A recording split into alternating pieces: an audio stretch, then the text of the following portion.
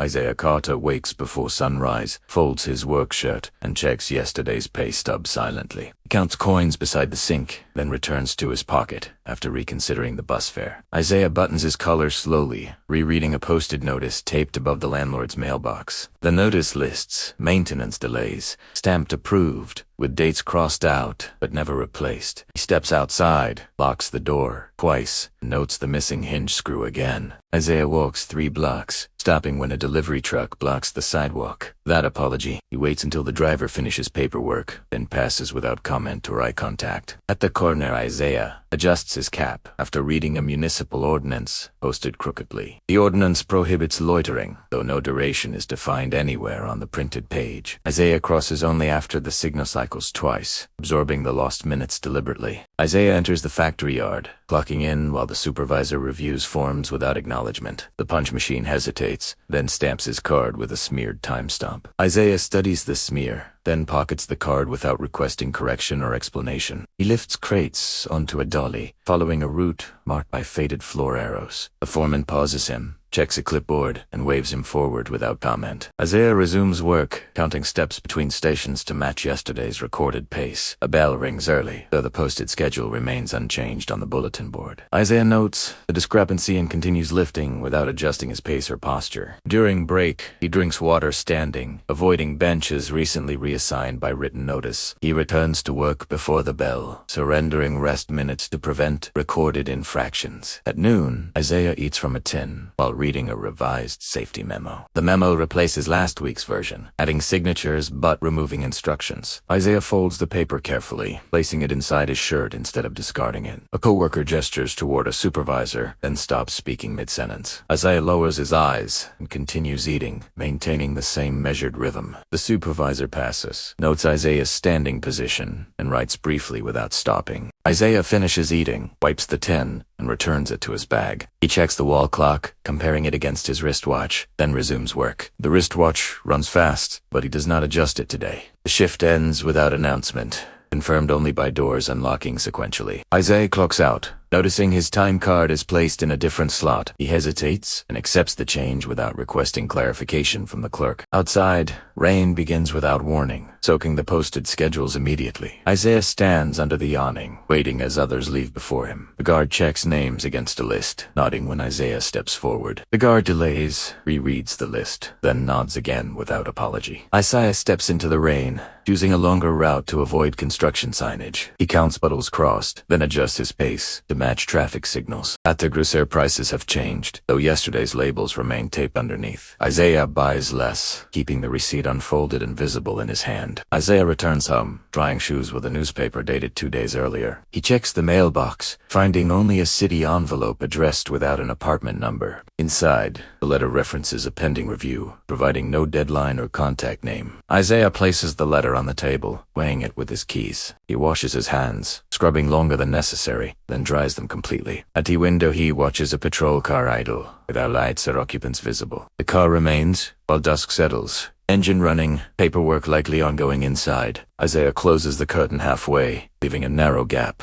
intentionally. He eats standing, listening for footsteps that never approach the door. Before sleeping, he sets his alarm earlier than required, conceding time preemptively. Morning brings a knock, accompanied by a clipboard tapping against the doorframe. Isaiah opens the door slowly, remaining inside the threshold without stepping back. An officer requests identification, holding a form already partially completed. Isaiah retrieves his papers, presenting them without explanation or commentary. The officer compares documents, pauses, then marks a box with his pen. Isaiah waits, hands visible, posture unchanged throughout the inspection. The officer asks a question already answered by the paperwork provided. Isaiah repeats the information exactly, using identical wording and cadence. The officer notes the repetition, then asks Isaiah to wait inside. Isaiah remains standing until the officer finishes writing, then closes the door quietly. At work, Isaiah is redirected before clocking in and sent toward an office. Inside, a clerk reviews yesterday's smeared time stamp.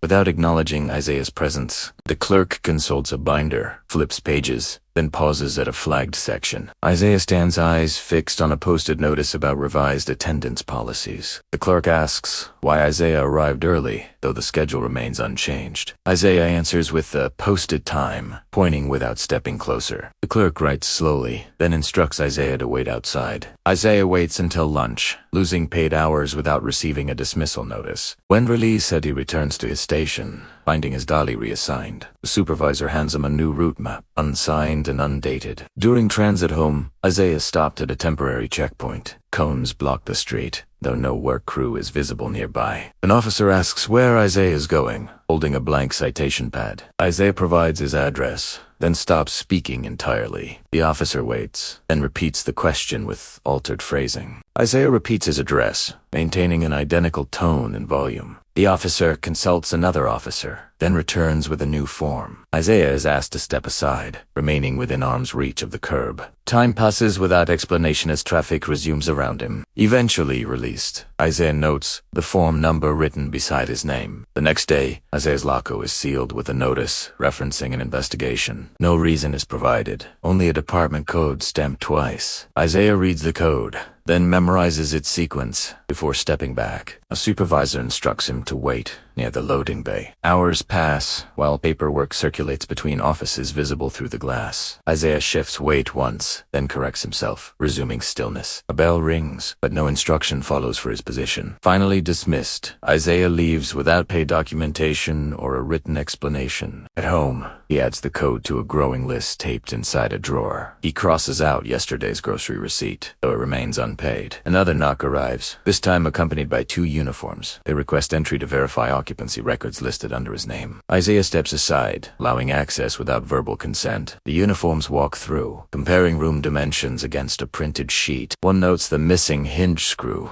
Writing briefly, Isaiah stands near the door, hands clasped, eyes forward. Questions are asked about neighbors, though names are already printed. Isaiah responds minimally, stopping entirely when questions repeat. The uniforms leave a notice on the table, unstamped but dated. Isaiah watches them depart, then folds the notice into precise thirds. At the municipal office, Isaiah takes a numbered ticket and waits. The board advances irregularly, skipping numbers without explanation. When called, Isaiah approaches the counter, placing his documents neatly. The clerk reviews them, then introduces a new form requiring verification. Isaiah signs where indicated, noting blank sections left unaddressed. The clerk accepts the signature, then withholds the receipt. Isaiah waits, hands resting flat, until the clerk looks up again. He is instructed to return another day, though no date is provided. Isaiah leaves, noting the ticket number still displayed behind him. Outside, he adjusts his route to avoid posted protest advisories. The advisories list prohibited behaviors without defining enforcement boundaries. Isaiah walks more slowly, ensuring compliance through visible caution. Work resumes conditionally. Isaiah is assigned to temporary status. His badge is replaced with a paper version, lacking expiration details. Supervisors communicate through notes delivered by intermediaries. Isaiah follows instructions precisely, documenting changes mentally. The form requests confirmation of understanding, offering no response space. Isaiah signs, then retains a copy without being instructed. Hours later, his assignment changes again, removing equipment to access. He adapts by carrying loads manually, reducing output measurably. The supervisor notes the reduction, then files a report. Isaiah is asked why productivity declined, though restrictions are documented. He gestures toward the report, then remains silent. The supervisor adds an addendum, citing non-responsiveness. Mail arrives containing overlapping notices from separate departments. Dates conflict, but compliance deadlines remain unchanged. Isaiah organizes the letters chronologically, then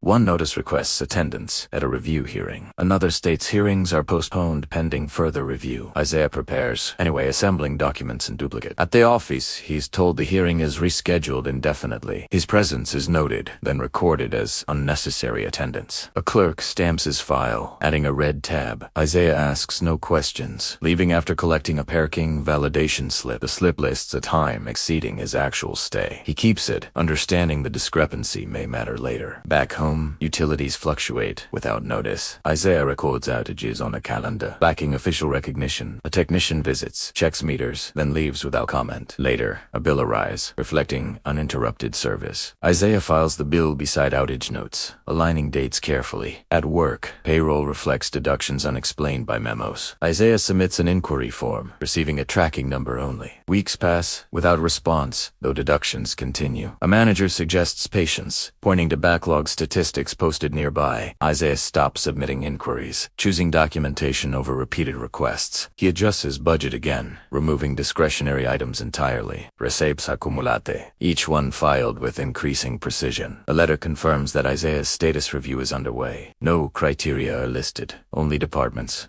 At work, access doors require additional verification for his badge. Delays occur, logged automatically by the system. Isaiah arrives earlier, compensating for predictable obstruction. Supervisors note punctuality without restoring privileges. A meeting is scheduled, then postponed twice. Isaiah attends anyway, waiting until dismissed by security. The dismissal is recorded as a voluntary departure. He notices his name removed from the regular schedule. Temporary assignments replace stability, each shorter than the last. Isaiah accepts each, preserving eligibility through compliance. Paperwork increases. Explanations disappear entirely. He continues standing when instructed, sitting only when directed. Records update without his input, advancing independently. At the records office, Isaiah requests copies of his file. The clerk informs him that processing requires extended review. A fee is assessed, though amounts vary by department. Isaiah pays, receiving a receipt lacking itemization. Weeks later, partial documents arrive, heavily redacted. Dates remain, but actions are obscured behind black lines. Isaiah aligns redactions with his own timeline. Patterns emerge through absence rather than information. Another letter arrives, acknowledging receipt of his payment. No documents accompany the acknowledgement. At work, his role shifts again, removing client interaction. Isolation becomes procedural, not explained verbally. Isaiah adapts by minimizing movement, conserving observable compliance. Files continue moving without him present. The system remains active, documented, and unresponsive. Isaiah arrives early again, waiting as security scans his paper badge repeatedly without acknowledgement. The scanner logs each failure automatically, generating timestamps without triggering corrective instructions. A supervisor watches the process, then records compliance. Despite visible obstruction, Isaiah remains standing, adjusting his position only when directed by postie floor markers. An automated message prints, advising review pending supervisory verification. No supervisor verifies anything, though the message is filed as a completed interaction. Isaiah is instructed to wait near an office marked temporarily reassigned. The office remains locked, while interior lights cycle on and off. Time passes, recorded as presence rather than work. Eventually, Isaiah is dismissed without paperwork, his weight classified as procedural alignment. Payroll issues a revised statement reflecting adjusted hours based on recorded access failures. Isaiah compares timestamps against his own notes, finding overlap but no contradiction. He submits no challenge, attaching documentation to a growing internal file. A manager advises resolution through formal appeal, handing him outdated instructions. Isaiah reads the instructions, noticing referenced offices no longer listed. He follows them anyway, visiting each location in sequence. Every office redirects him elsewhere, recording his visit as a misfiled inquiry. The misfiled inquiries accumulate, forming a secondary record. Isaiah's primary record remains unchanged, insulated by administrative delay. He returns home later, adjusting his alarm again without complaint. A certified letter arrives, confirming that Isaiah's eligibility review remains active. The letter contains no decision, only confirmation of the ongoing process. He files it beside earlier confirmations, aligning envelopes by department seal. Another notice arrives warning of known compliance if documentation remains incomplete. The notice references materials already submitted, verified by receipt numbers. Isaiah prepares duplicates again, labeling each with matching times. At the office, the clerk accepts the documents without issuing new receipts. Isaiah waits, then leaves when the counter closes automatically. His submission is logged as pending clarification. No clarification request is generated. At work, Isaiah's tasks are reduced to observation-only assignments. He is instructed to remain available while performing no measurable output. Supervisors document availability as Under-utilization. Isaiah stands near the posted safety signage, following instructions precisely. Breaks are removed from his schedule, though presence remains mandatory. He eats afterward,